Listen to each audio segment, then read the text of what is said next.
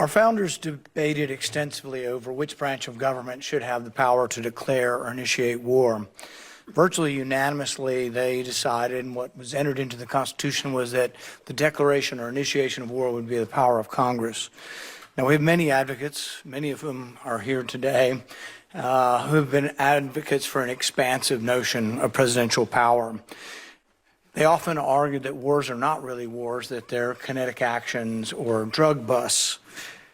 I think, though, if you reverse the circumstances, it becomes very difficult for these arguments to hold up.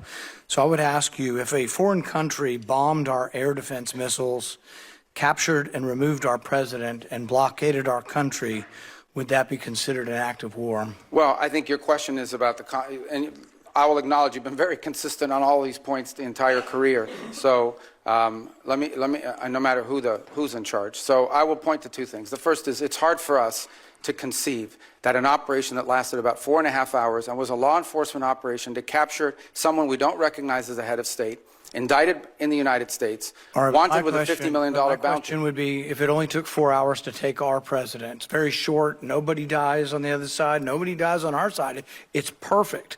Would it be an act of war? We just don't believe that this operation comes anywhere close to the constitutional definition of war. But would it be an act of war if someone did it to us? Nobody dies, few casualties, they're in and out. Boom, it's a perfect military operation.